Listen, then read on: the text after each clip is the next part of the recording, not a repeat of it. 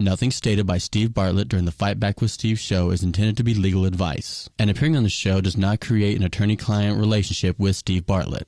Before taking legal action, it is advisable to consult with an attorney of your choice. The views and opinions expressed by the callers and guests of the Fight Back with Steve show are solely opinionated by those individuals and are not necessarily the expressions and viewpoints of Steve Bartlett or Talkwat Studios.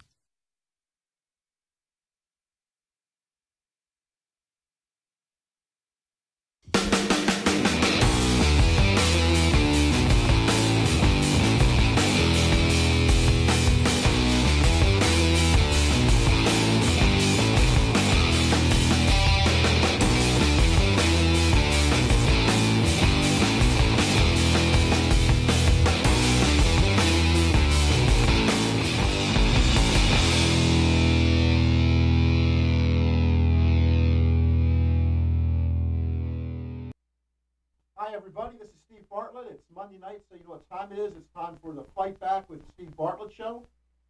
And tonight is a really special episode. As opposed to having a topic, I have a very special guest. I'm really honored and privileged that today I have Lucas Overby, who is running for United States congressional seat that was left vacant by Bill Young. He's running against the Democrat Sink, the Republican Jolly.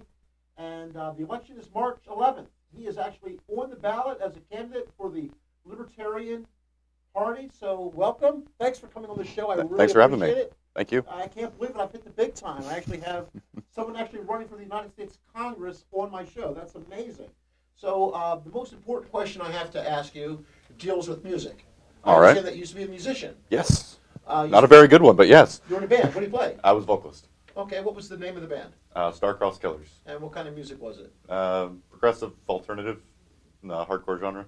Okay, cool. I'm a drummer. I've been playing in bands my whole life. So I guess we have that in common and everything like that. Yeah. Do you still sing on the side or do karaoke or anything like that? No. When my daughter was born, I got out and am so far out of practice. The last time I did karaoke, they booted me off the stage. So I don't think I'll be going back anytime soon. Okay, so your rock star dreams are done.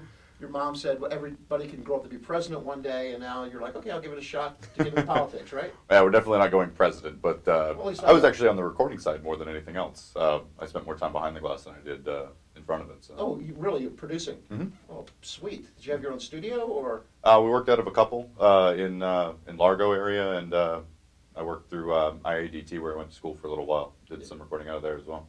Yeah, I did some session work when I was in college. A friend of mine worked as a recording engineer at a studio. And so people are trying to get on, what was that show? With Ed McMahon, Be a Star with Ed McMahon, what was it called?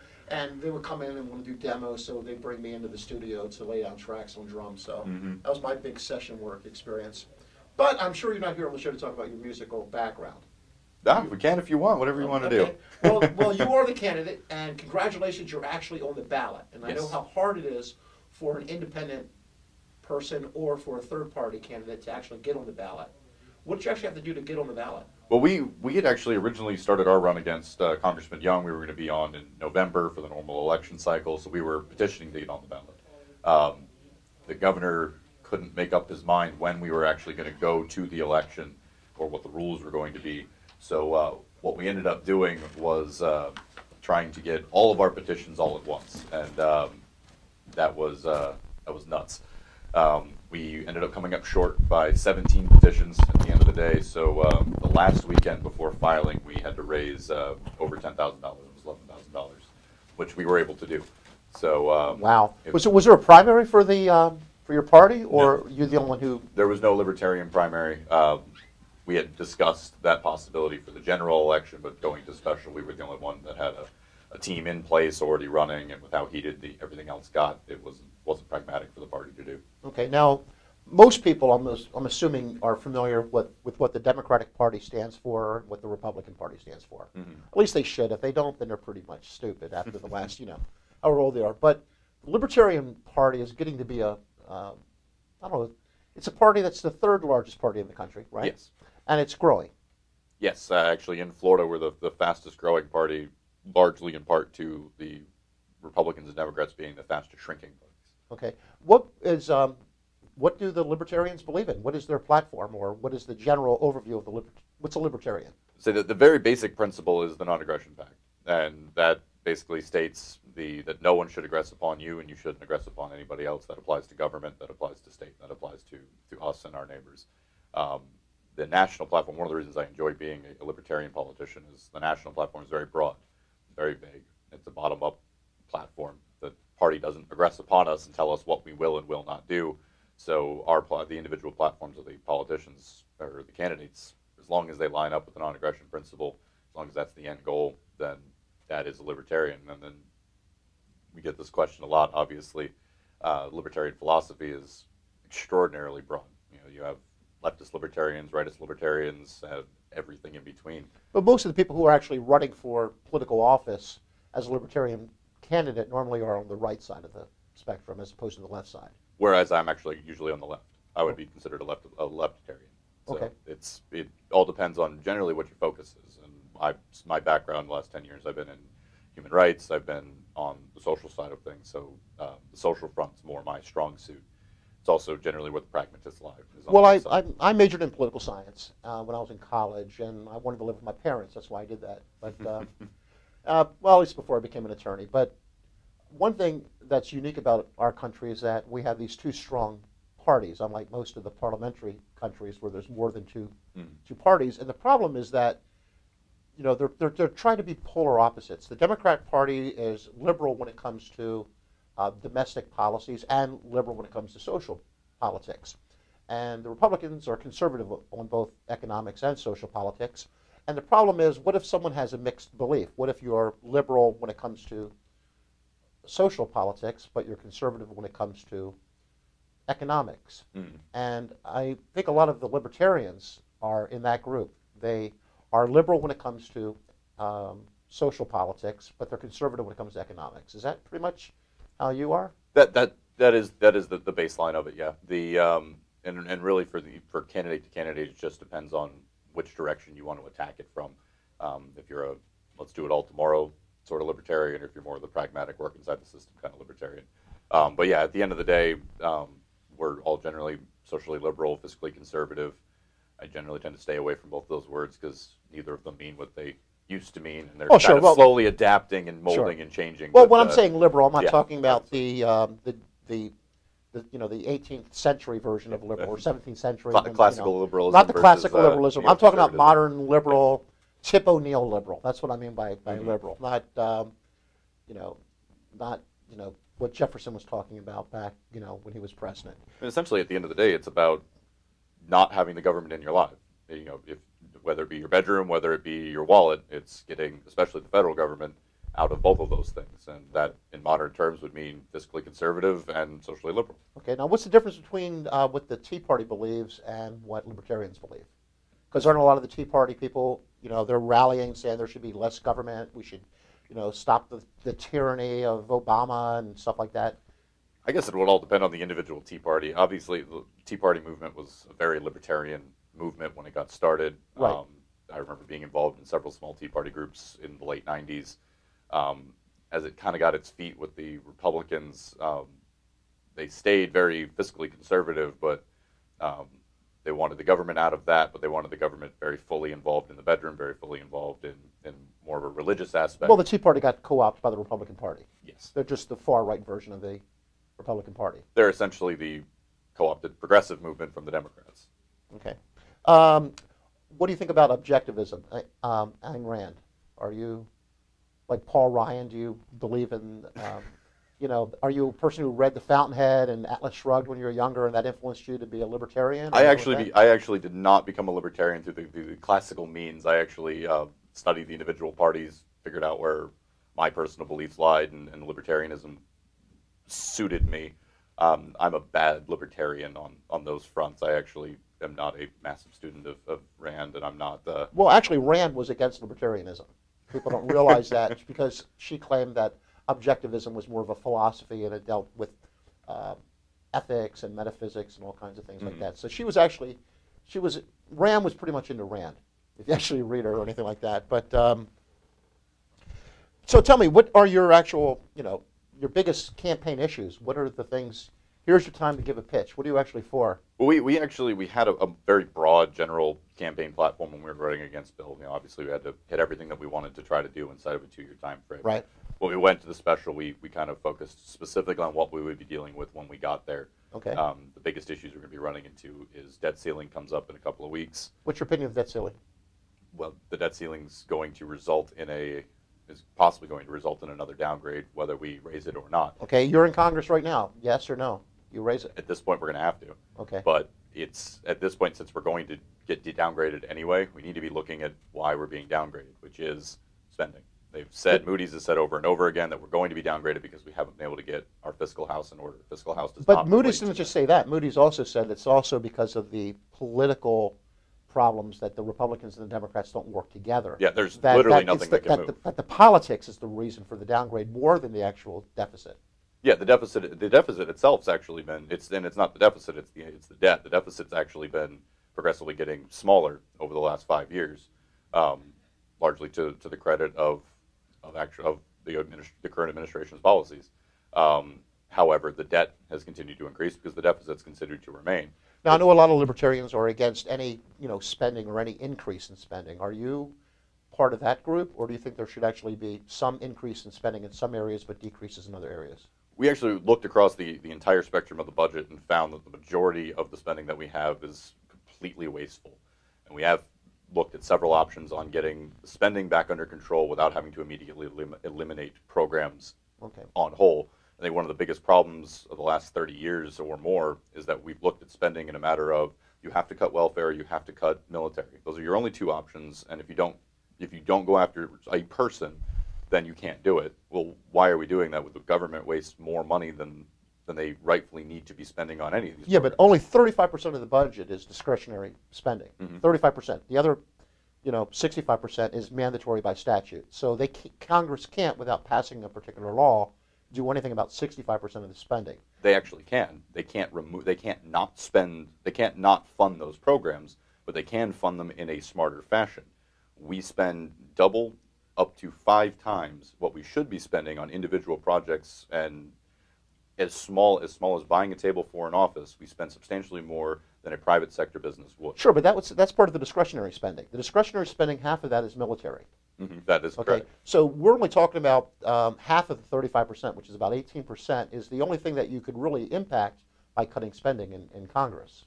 You don't actually have to cut what is allocated is based on need.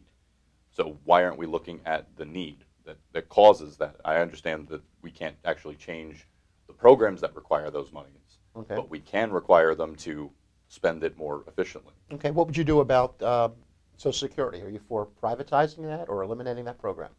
I am for looking for long-term solutions for privatizing, for looking for volunteerist options out of it.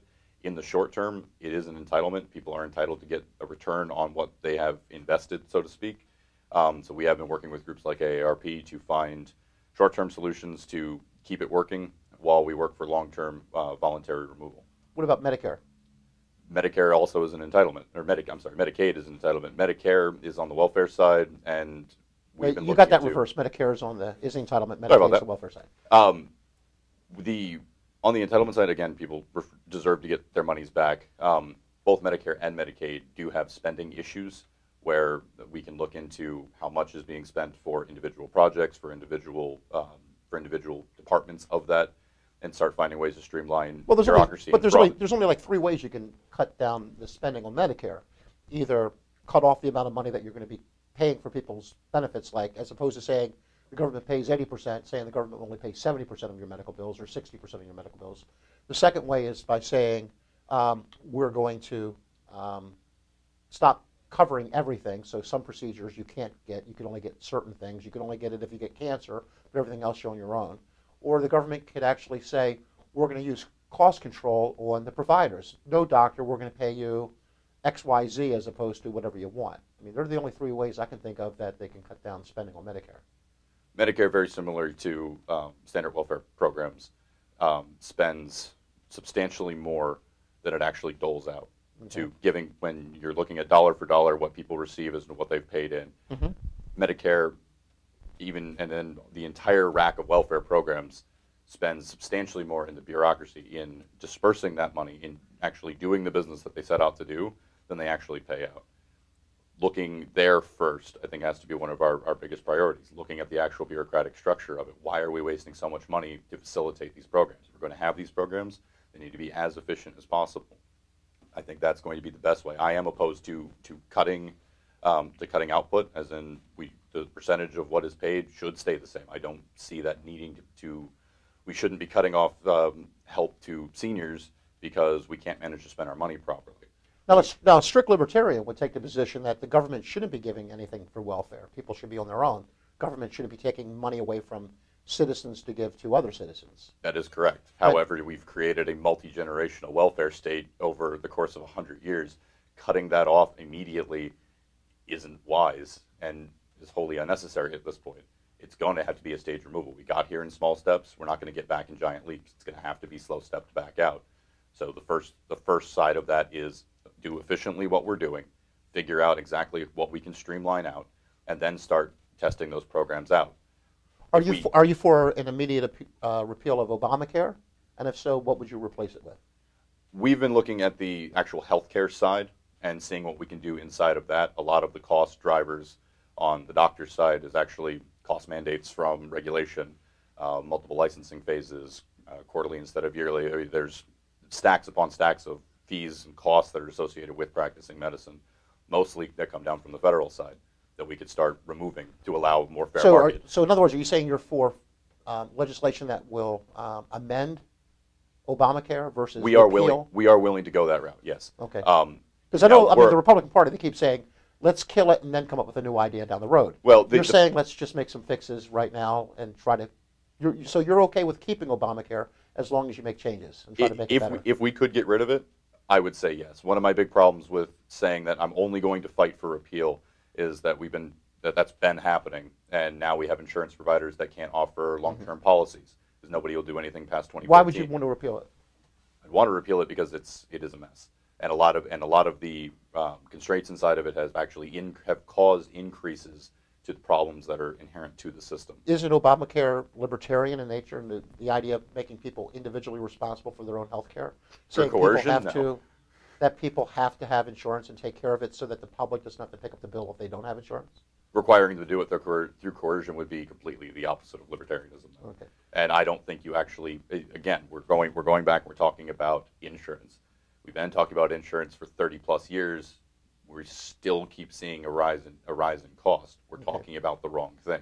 Insurance is a reactionary product to the healthcare market. Should we have free healthcare for all? Have it be government provided like they do in Canada or the Nordic countries? I don't believe so. No, especially using the Nordic model is failing miserably, and they're actually trying to very rapidly get to free market solutions. They don't have the money to do it. They're upwards of 65% or more in some cases of monies taken out of the income. Do you think free market solutions are always the best solutions? I think, and this is very non-libertarian of me, I think there should be a standard rule book. Everybody should play by the same rules, and everybody should understand what they are. And that is something that we go as a community to our government, whether it be state or federal, depending on where it's at, to figure out what rules we're going to play by. Especially at the federal level, constantly changing those rules and tweaking them to suit special interests, or change it here, change it there. We could get into this a lot with the tax code. That is not good. That's now, not only do we not have a standard set of rules, we have a constantly moving target. But on the healthcare front, as far as Obamacare goes, would I love to repeal it and replace it with something? Yes. Will that happen? I highly doubt it, especially since the alternative plans that have been proposed by the Republicans are identical to Obamacare. They just give kickbacks to different groups. So we will continue to have this fight and butt heads over defunding, which doesn't change laws. It just changes it just takes money away from the initiated programs. I am willing to work with Democrats on fixing Obamacare. If we can get actual reductions in cost on the healthcare side, I'm willing to keep certain aspects of it. Like, do you think socialized medicine is, where everything's eventually going to get to eventually anyway, that it is going to be something like a Medicare for all, that it's going to become a universal entitlement so that people are just going to pay higher taxes and have basically free health care like Canada? I think universal health care is inherently flawed because I'm not saying whether it's flawed. I'm saying I don't think we will go there. I think the American system would collapse well before we got there. Our we have rapidly expanding healthcare costs. Right. Insurance, no matter who does it. And what's the cause of the healthcare cost? Where's all that money going? Who's getting it? Largely insurance companies and taxes are eating it up. Well, the taxes are what's paying for it, but No. the people who are getting the money the doctors who are getting that money are paying a substantial amount out in fees, taxes, and regulatory costs. Do you think physicians make too much money? I think physicians, if they were given the option to, would make less. Actually, there is literally zero free market capabilities for most doctors, especially in hospitals.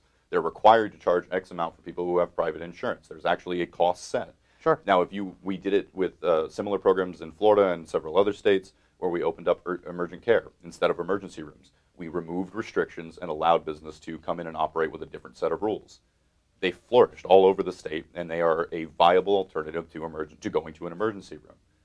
If you were to remove the "you have to charge this much" regulation, I promise there's going to be at least one doctor that goes, $20 Tuesday, come in, we'll get you taken care of. He doesn't have that option under current regulation. We're forcing him to charge X amount, which forces insurance costs to go up on the private side. So whether you have single payer or you have a completely free market structure for your insurance, you're still going to continue to drive the cost if you don't remove what forces those costs to go up. But if you take the profit out of it, if you take the insurance out of the game, so there are no more insurance companies, so the government's paying the tab, wouldn't that lower costs? It has never proven to do so, no. Okay. Now, I understand that one of the things, at least on your website, that you said that you would like to increase spending on the military.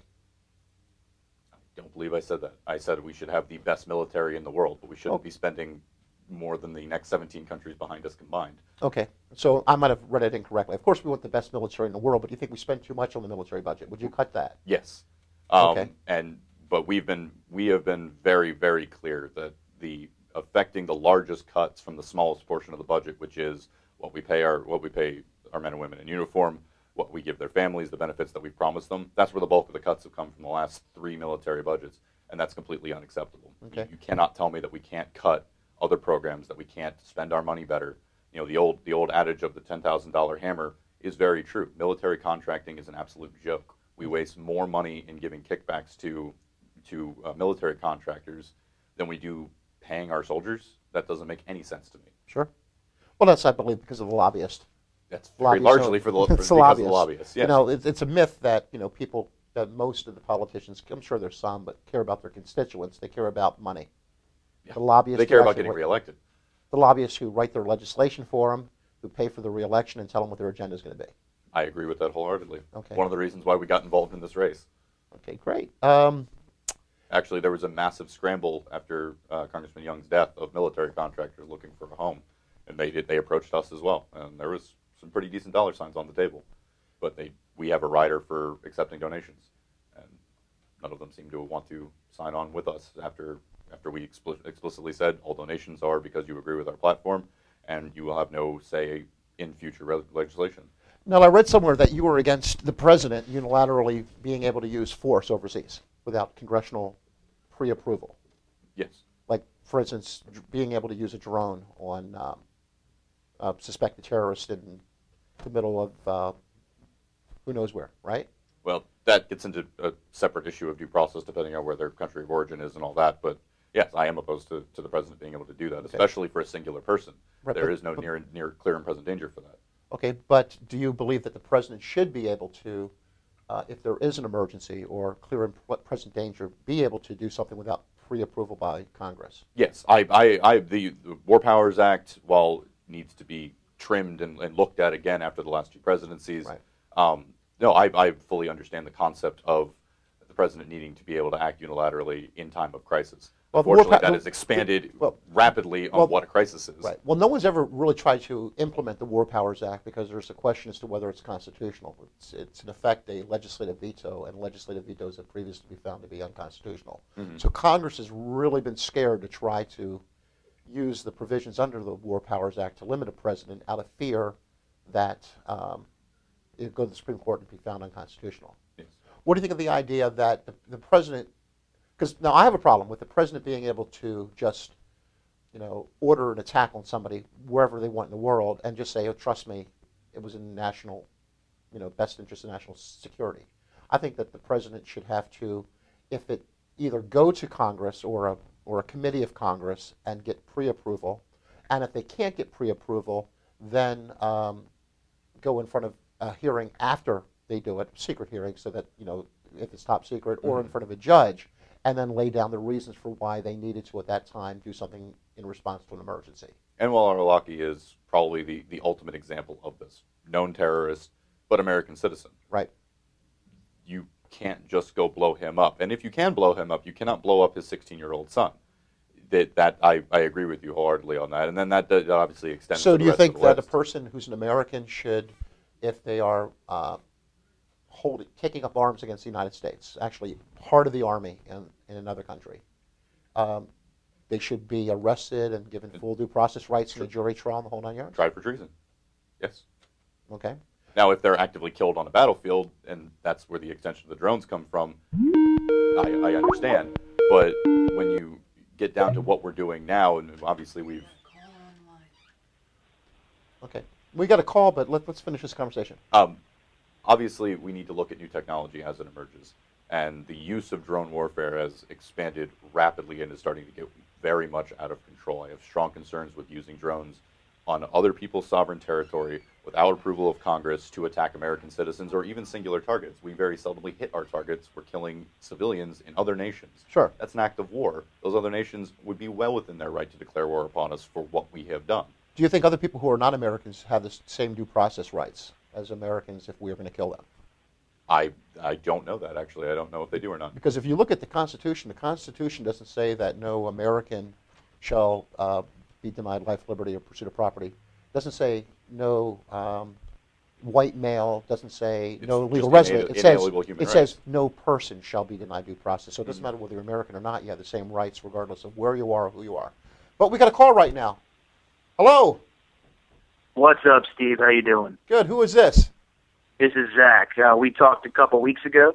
Okay. Yeah, Zach. Yeah.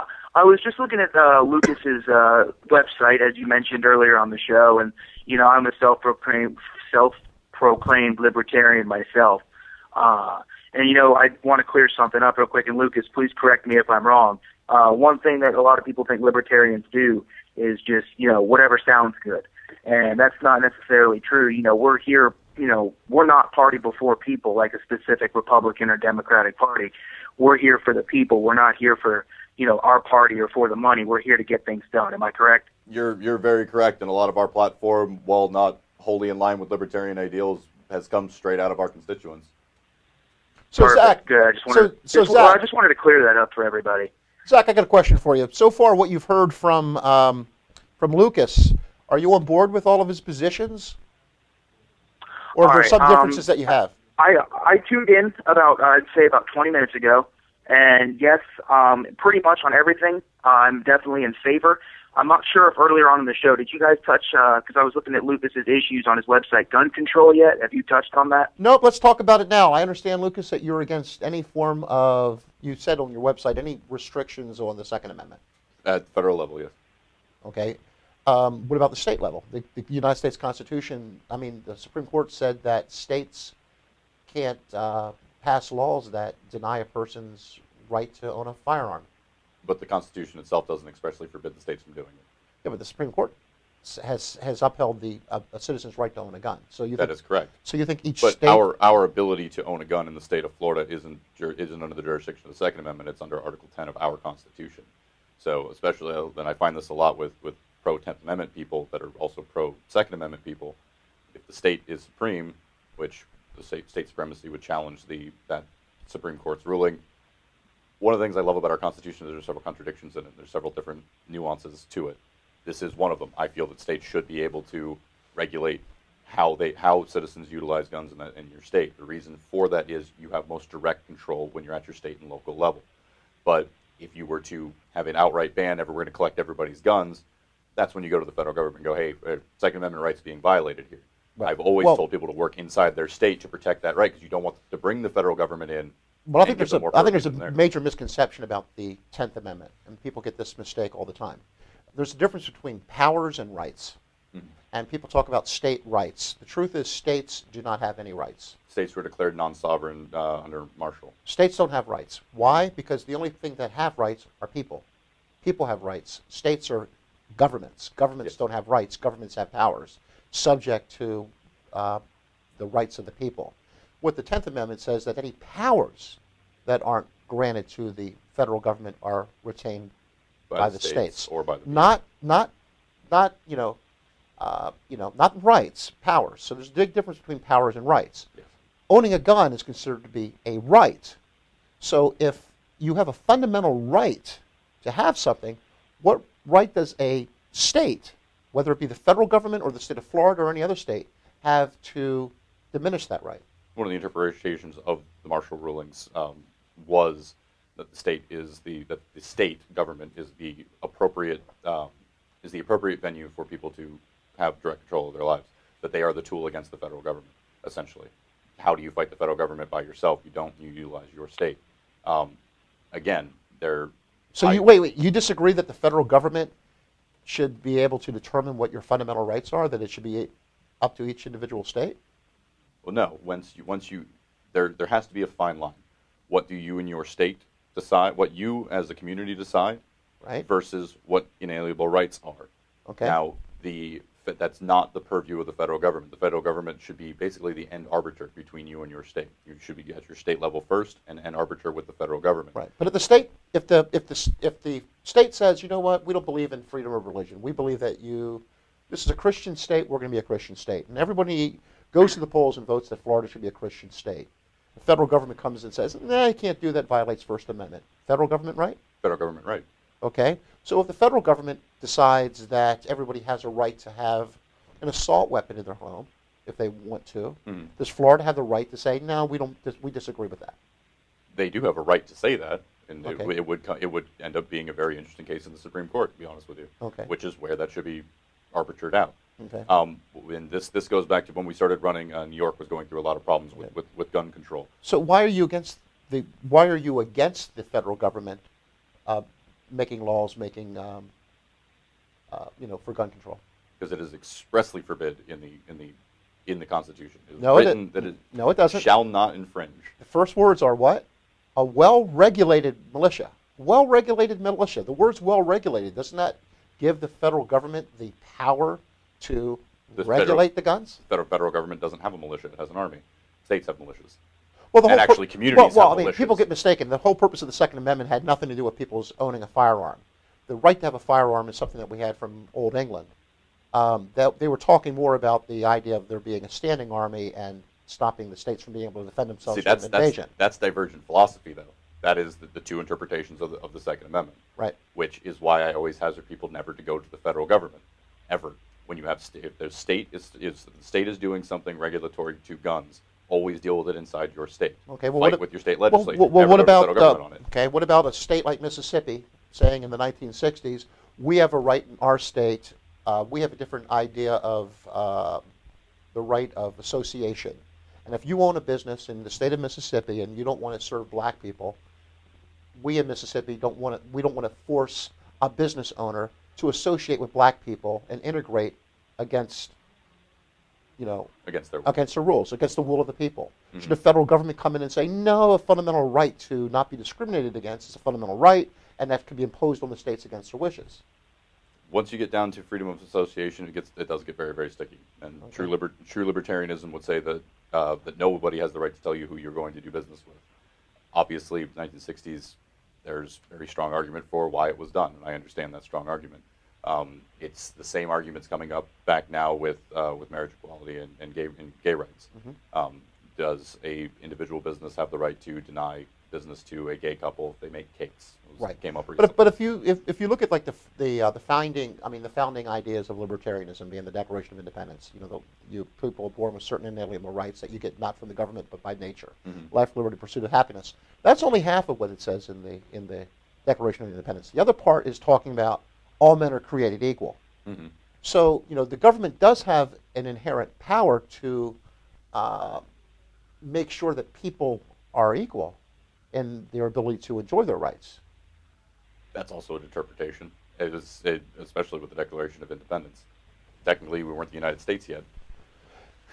Well, actually, the government that was, we weren't the United States until we had the Constitution. Actually, that's not even true. We were the United States when we did the Declaration of Independence. It actually says we are the United States of America. Mm-hmm. The government at the time was the Continental Congress.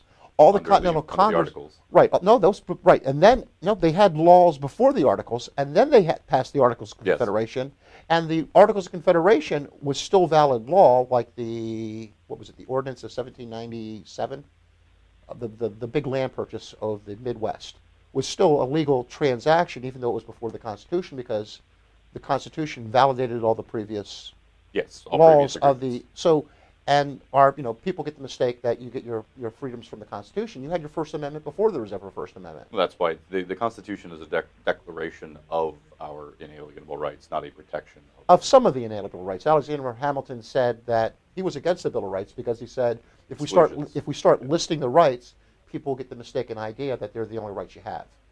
Or the government will get that mistaken right. Right. Yes. And Scalia believes that as well. Abortion. You believe abortion should be up to the states as well? I actually am at the federal. During the debate we had a very interesting question. Roe v. Wade. I'm opposed to how Roe v. Wade was done, but as are most very progressive courts or justices, because it didn't go through the proper process of law, it overreached. Had it gone through the proper course of law then, where individual laws struck down, the entire system built through bouncing things off the Supreme Court from the individual states, I think we'd be in a much better place. Okay. Do you believe as of right now, I think it is a human right to have the right to privacy, the right to medical self-determination, and the right to not be blocked from a medical procedure. And and while we're having the philosophical debate on the other side, I think these rights should be protected. Are those fundamental rights protected by the federal government or by the state of Florida? I think those are enforceable by the federal government. Okay, if the right of privacy is protected by the federal government, why shouldn't guns be regulated by the federal government as opposed to the states? Why would the federal government need to make decisions for everybody on that? Well, it makes sense, because if you have strict gun control in the state of Florida and you have loose gun laws in the state of Georgia, there's a national interest to prevent guns from going from one state to the other. Now, there's free transit between states, and the federal government would be involved in that because that's an interstate interaction. That's where the federal government could come in. But gun control doesn't work unless it's done nationally, because all you have to do is, if you want to buy guns, you just go to another state, you go across the border, you buy the guns, and you bring it back. Like when I was in college, we wanted to get Everclear, so we used to drive to Kentucky and bring it over to our frat parties in Ohio. Because we couldn't get it in Ohio, we went across the border. I mean, if you could do the same thing with guns, then what's the sense of any state passing laws about guns? Because you couldn't do it with guns, even if the federal government banning things doesn't actually ever work. So in other words, I just want to make sure, you're for gun control. If you were part of the Florida state legislature, you would vote for laws. I would know if I was a part of the Florida state legislature, I would vote to increase citizens' rights to owning a gun. My saying that the conversation should happen at the states in no way means that I personally would want to curtail gun rights. I'm saying that is a conversation that should be happening at the state level, not at the federal level. Now, with abortion, there's two different sides to that. There are what are a woman's rights, and there are what is a person and what is life. Now, what is a person and what is life is a philosophical conversation that should be happening at the states. Should a philosophical conversation ever outweigh an individual person's rights? I say no, but that's the difference between that's the good divide on what a congressman is or isn't. I go with what I know. I know people. I don't know when somebody becomes a person. I don't know when somebody becomes a human being. I don't, that once you go far enough back in an early trimester, we're still having an argument. Okay. And at that point, I don't think regulations can be put on a person that we know is a person, that we know has rights, because we're still having a philosophical argument. What do you think of Dodd-Frank? Totally switch. Whoa, okay, that's... totally switch. Totally switch. I actually liked a lot of... The producers keep going like this to me. I keep ignoring them. I think they're waving, but I think they're saying we got to wrap it up soon. I actually like the early premises of Dodd-Frank. What Dodd-Frank became is an absolute monstrosity and doesn't accomplish hardly anything that it's set out to do. But even though you're libertarian, you believe that the government does have a role in regulating corporations. This comes back to there should be a rule book that everybody plays by. that yes, I do believe that the federal government does have a role in regulating monetary systems. Would you vote to repeal, or would you try to just do what you would do with Obamacare, try to tinker with it to make it better? I have tried to find a way to tinker with Dodd-Frank, and I agree with most experts that Dodd-Frank is actually going to have to be scrapped, and we're going to have to start over. At a certain point, it's been belittled and beaten to death so badly, there's not much left to it. So new legislation will have to be introduced. So you don't think that the problem with Dodd-Frank is that it's too strong? You think it's too weak? Dodd-Frank barely exists anymore. It is too weak at this point. I think the original legislation was very good. I think that the banking lobbies won on that particular Banking issue. lobbies always win. That is very true. On every issue. Name once that they lost. That is very true. Okay. That is very true. Let's say EPA. Federal EPA, I have strong issues with. Okay. Not only is it a massive redundancy to the state level EPAs, they generally blockade more than they help, especially if the stated purpose is of the EPA is to help with global warming. The EPA has stopped more private industry from getting off of fossil fuels than it has helped get onto fossil fuels. Do you believe in global warming? I have not come to a conclusion, especially with recent developments with Arctic ice caps and the competing science that we're going into a global cooling cycle. At this point, my beliefs are completely moot, though. I'm in favor of alternative energy. If it makes water boil cheaper, more efficiently, let's make water boil cheaper and more efficiently. And that's the direction that private industry has been trying to go for the last 15 years. Are you against the EPA? Would you get rid of it? I would set the EPA back to an arbiter's position. I think people should be able to work inside of their states. Nobody knows Florida better than Florida. Florida citizens know the industries that we have, know the environment that we have, and know the citizens that we have. If we work with our own EPA and there's a problem, then that's where the federal government should come in. But the federal EPA coming in and stepping on top of agreements made by states and their EPA inside of their own legislature is unacceptable. But you do believe that the government does have a role in regulating what business does when dealing with the environment? That's actually a very libertarian philosophy. If you poison a stream upriver from me, you have aggressed upon me. I have the right for retaliation, and I have a right to prevent you from doing that. I have land to protect. I think that's inherent in the non-aggression principle. So yes, there should be rules, and there should be a way for people to protect their own land. But don't the states affect each other? Like if you allow drilling off the coast of Louisiana, couldn't that affect the shores of Florida? Interstate is one of those positions where the federal government does have a clear position to be involved. Okay. To arbiter between the states. Okay, what else do we have to talk about? Running down things. I actually made notes. I don't have this all memorized. The minimum wage. There's been a lot of talk about raising the minimum wage. A strict libertarian would say, hey, the government shouldn't interfere with the contract between an employer and an employee. What do you think? I'm opposed to the minimum wage, especially at the rate that they've set it at. Minimum wage and taxes don't ever coincide. And end of the day, you're looking at about a $1.50 raise, somewhere in there. What everybody would actually get. You would actually accomplish. Are you opposed more. to there being a minimum wage, or should we just scrap it and people should be able to work for $3 an hour if they want? In a perfect world, I would say scrap it. But again, that's not the world that we live in. I think you have to work with the framework that's already there. And so I think now is the perfect time to move into decreasing taxes. Stop taking money out of people's paychecks and start there. We got another call. Yay. Who is it? Hey, this is CJ Canton. CJ, how are you? Thanks for calling. I'm good. How are you? Pretty good. Thanks for listening. So, I'm glad I'm not just talking to empty air. No. I actually just got on. I was having a little trouble with YouTube before. I just got it to start playing, so I unfortunately missed some of your earlier discussions. I heard you guys were talking about states' rights and interstate commerce right before it cut out. And right. Then I've been having troubles with What I said is that there's no such thing as state rights. There's state powers that the Constitution through the 10th Amendment has reserved, but the only people who can have rights are individuals. People have rights. Governments have powers. Understood. So I had a question. Actually, it's kind of a burning issue for me. Because I'm deeply involved in it, and I'm actually interested to see the libertarian perspective. Because I know probably Ron Paul is the most prominent libertarian who's come out on the world or on the U.S. political stage, and he's a Republican, but he's pretty close to. He has a lot of libertarian principles, but he's a Republican. Yeah, he's a paleoconservative, really. Right. So my wife is. She's in India, and she's trying to come to this country. People don't know it, but marrying an American is nothing like an instant green card. Like I put in the application for it back in November, and if I hear anything back by May, not like giving it to her, but like if they even say anything to me by May, I'll be lucky. Okay. So that's actually due in large part to the Obama administration giving preference to unlawful immigrants who came here as children, a so-called DACA program that he passed without congressional approval by executive order. And it's very disturbing to me because it's hard for me, I'm trying to follow the laws here and bring my wife here the right way. But I see all these unlawful immigrants are here, and they get everything. They get work permits, residency, everything but the right to vote, pretty much. I have a lot of. And I'm wondering. I have Go a lot ahead. of clients who are non-documented workers here illegally in the United States, and they're some of the nicest people and the hardest working people you would ever meet.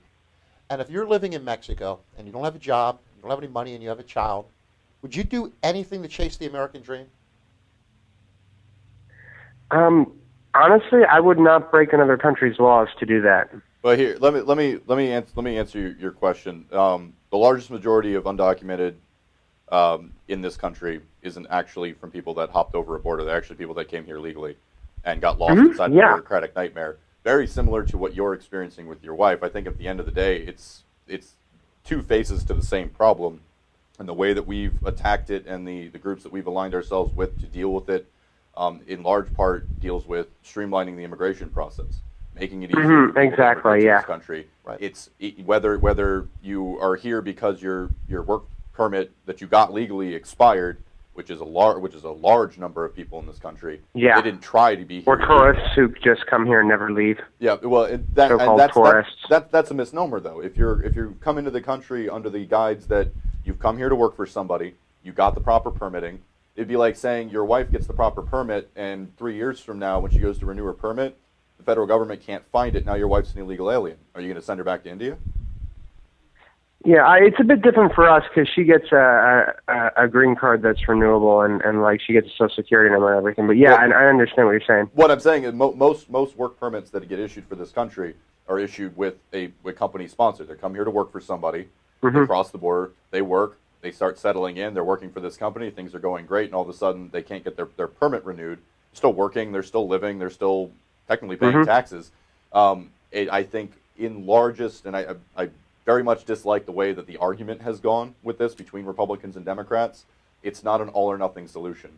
I do agree that there should be looks at the border security issue. I think throwing gobs of money at that is not the right way to go. We proposed alternate solutions, but I think the absolute first step has to be to fix the system that we have. If the laws that we had worked, they would work. Exactly. At this point, enforcing the laws that we have is so financially unfeasible that it's ridiculous. You're looking at spending 2 times the national budget on deportation if you were to try to do it. But then keeping people who are following the law like me waiting like this, and then letting people who broke the law just get away scot-free is just patently unjust. I agree with you. Terribly painful. The problem is not that your wife, or your wife or your girlfriend? My wife. Your wife. She was my. We were going to apply. The problem isn't for that your wife. K1 The problem. There's 2 separate problems, and you're trying to make it seem as if because Obama wants to allow people who are undocumented to become citizens one day, your wife is being kept in India. They're not related. We should fix the laws to make it easier for people to come from other countries, for everyone. And I believe we should make it easier for people who are undocumented to become legal and become citizens eventually. But if that's true, then why didn't they include any word about that in the law they passed in the Senate? I read every word of that bill. There's not a single word in there about my type of visa, this CR1. Well, I didn't write the law. I can't explain why Rubio put that in there because I don't think they're trying to reform. They are. The law as much as trying to change it. I don't know, but I think they should be trying to fix the structure of the law the way it is to make it easier for everyone to come to our country. Get rid of these long lines, but that doesn't mean we should be throwing everybody out. If we took all these people out of this country right now, that would suck a lot of money out of the economy, and it would put it back into a huge recession. A lot of economic growth is caused by people spending money, and these are people right now who are pouring a lot of money into the the country. A lot more money going in than is coming out. Hey, I'm gonna I agree, but would you agree that the U.S. needs to, before giving importance to people who are here illegally, they should give primary importance to people who are married and trying to bring their families here? They should become citizens quicker, but saying that they can stay here legally when they're already here, I don't think it should be a priority. Like, but my wife isn't here. She's in India, and it's illegal for her to come visit me. They won't give her a visitor visa for her to come visit you. From her. Yeah, hey, bud, I'm gonna have you do something for me. I'm gonna have you write me an email because I'd like to discuss your issue in a lot more depth, and show you what legislation we've been working with on the House side. I agree that the Senate bill does have flaws, but it is a very good first step towards what you're going for. My email address is Lucas, Lucas, at lucasoverby, LucasOverby.com, or you can find me on Facebook if that's easier. Shoot me a message, tell me your story. I'll show you what kind of legislation we're working with. Several of the immigration reform groups that I work with are dealing specifically with your issue in conjunction with the others. I think you'd be very happy to know what we're trying to do. I understand your frustration. Please know that we are working exactly with your issue and with the others simultaneously.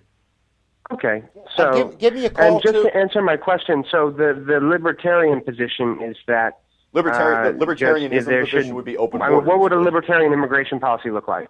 A libertarian pure would be open borders, and your wife would have no problems. I don't think the world's quite ready for that.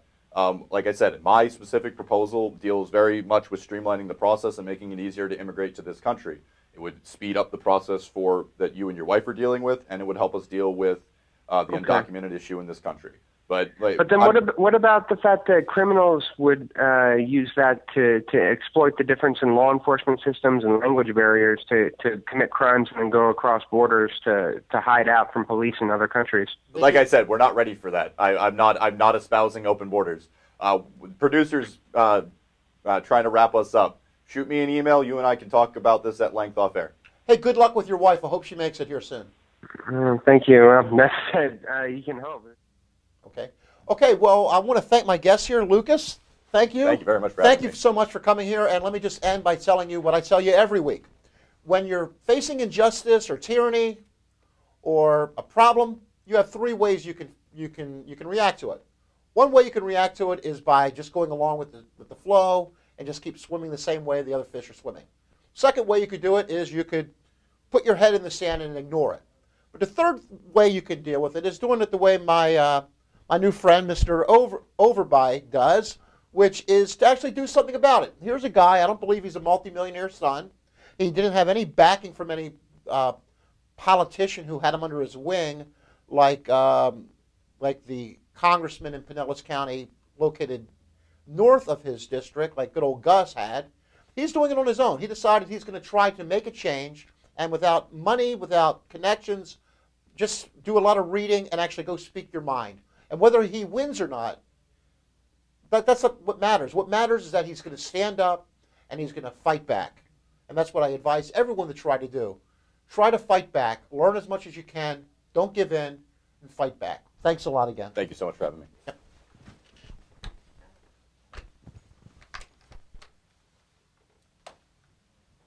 Volume up, volume, the volume sound.